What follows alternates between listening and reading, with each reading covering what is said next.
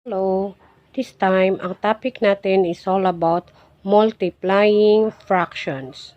Okay. Pag mag-multiply tayo ng fractions, we need to multiply the numerators and multiply also the denominators. Then, we have to express our answer in lowest term. Example of multiplying fractions is we have here 1/3 times 1/2. So, gaya ng sabi ko, pag mag-multiply tayo ng fractions, i-multiply lang natin ang numerator. 1 times 1 equals 1.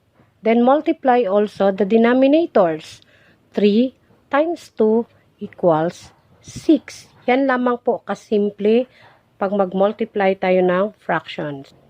Okay, another example of a fractions is 5/6 times 4/5. So, gaya ng sabi ko, step by step natin, i-multiply natin yung numerators, 5 times 4, and then multiply also the denominators, 6 times 5.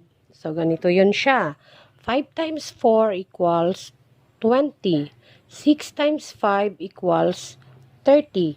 Since yung product natin ay 20/30, kailangan natin itong i-simplify by finding the GCF of 20 and 30.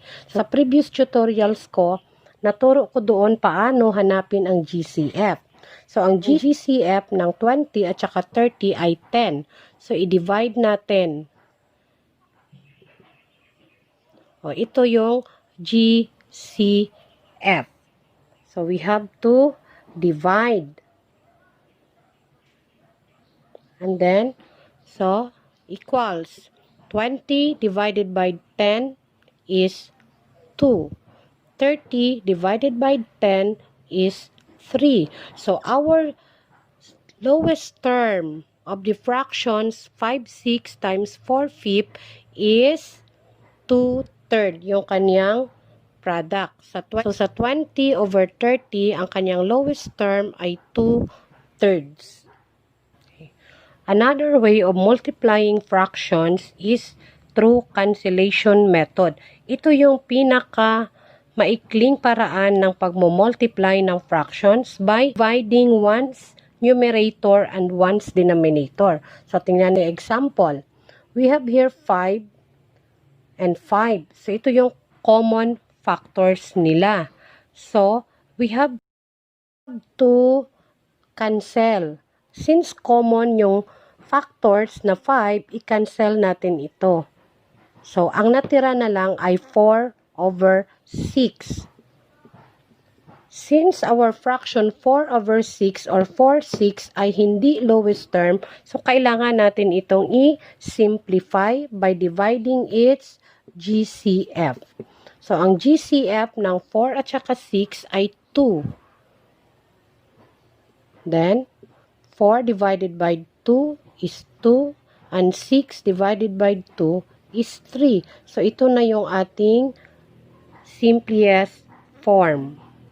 Another example of a fractions is 2/5 times 3/4. So, remember the rules. Multiply the numerator. 2 times 3 is 6. And multiply the denominators. 5 times 4 is 20.